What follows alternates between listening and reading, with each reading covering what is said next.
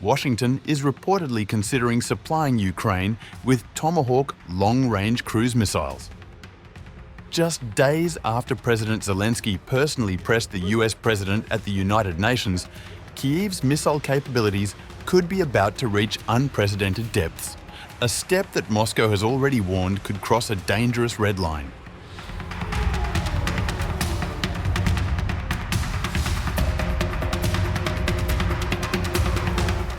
In what could mark a pivotal shift in Western support for Kyiv, US Vice-President J.D. Vance confirmed on September 28th that Washington is actively looking at supplying Ukraine with Tomahawk long-range cruise missiles.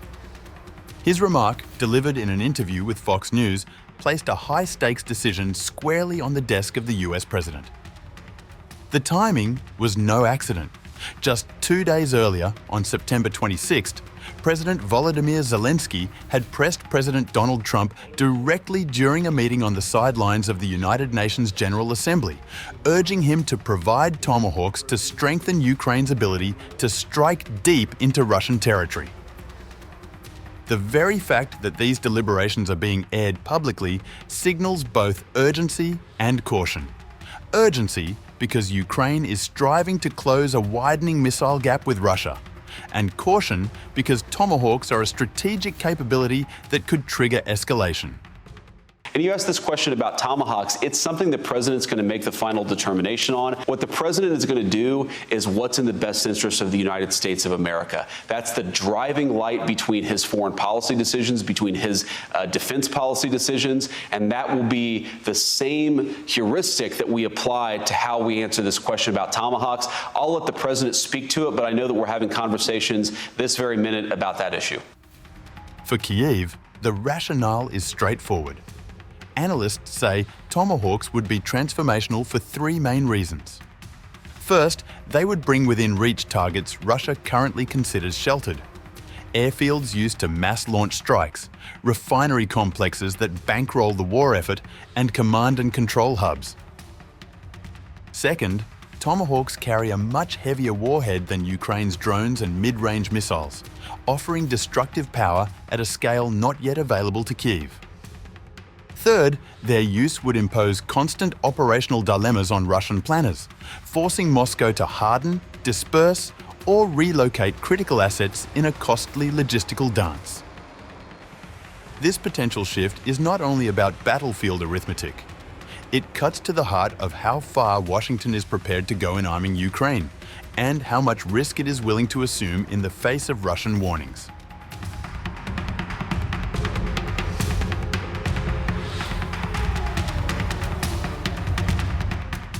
At the center of this debate lies the Tomahawk itself, one of America's most recognizable tools of long-range warfare. The Tomahawk is a long-range, sea-launched cruise missile carried by submarines, designed for precision standoff strikes up to roughly 1,600 kilometers at about 885 kilometers per hour. Around 6.3 meters long and weighing some 1,400 kilograms at launch, it lifts off with a solid rocket booster before settling into guided cruise-powered flight. Guidance combines an inertial navigation system, the Global Positioning System, terrain contour, matching and digital scene matching area correlator to achieve accuracy on the order of 10 meters. Armed with a single 1,000-pound unitary warhead and costing an estimated $2.4 million each, the Tomahawk remains a key tool for long-range, high-precision maritime strike missions.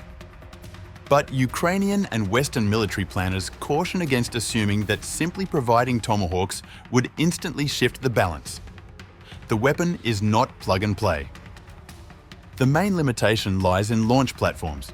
Tomahawks are designed for firing from US Navy destroyers, submarines, and specialized mobile launchers, none of which Ukraine currently fields. Adapting them would require training, basing solutions, and new systems of command and control. In practice, this means any transfer would start small, with limited deployments for carefully chosen strikes rather than a sweeping campaign. As much as the technical challenge looms, the political calculus is even more complex. Russia has already branded the potential move a red line. Moscow has warned it would view the supply of long-range cruise missiles as a major escalation, raising the risk of reciprocal measures. That warning is not dismissed lightly in Washington or European capitals. Here, comparisons inevitably turn to Russia's own systems. Russia's Kalibr missile is regarded as the closest equivalent to the American Tomahawk. It is a long-range, sea-launched cruise missile, primarily deployed from submarines, with a strike range of about 2,500 kilometers. The missile cruises at an approximate speed of 987 kilometers per hour. Measuring around 6.2 meters in length, it has a launch weight of more than 780 kilograms, depending on the variant. The Kalibr uses a solid rocket booster for initial launch before switching to sustained powered flight. Its guidance relies on an inertial navigation system combined with satellite navigation to ensure precise targeting. The missile carries a high explosive unitary warhead weighing about 450 kilograms with an accuracy of roughly 10 meters. Frequently used from both surface ships and submarines in recent conflicts, the Kalibr is a highly accurate standoff weapon with an estimated cost of $6.5 million per unit. The contrast is stark. Russia has long integrated Kalibr into its arsenal, while Ukraine must fight for access to a Western counterpart, and then find ways to adapt it.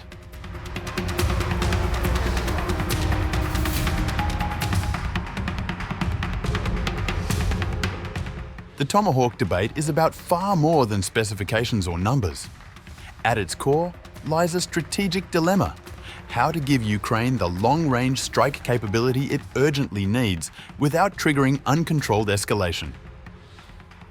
In Washington, every decision is filtered through layers of political calculation, congressional scrutiny, alliance dynamics, and operational safeguards designed to prevent inadvertent conflict expansion.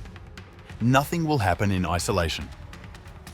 The United States does have alternatives that could be deployed more quickly. The Joint Air-to-Surface Standoff missile family offers extended range and can be launched from aircraft Ukraine already operates. Germany and other European allies have signalled forthcoming deliveries of long-range systems, providing Kyiv with options that fall short of the Tomahawk threshold but still expand its reach. Even limited long-range strikes have already reshaped the battlefield.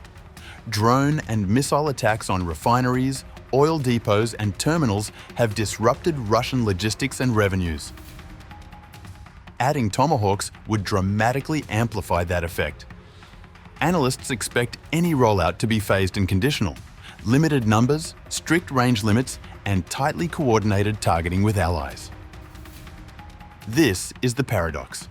Kyiv needs precision firepower to alter the war, but the very potency of these missiles makes them politically explosive. Carefully handled, they could be a decisive force multiplier. Mismanaged, they could transform the conflict in unpredictable ways.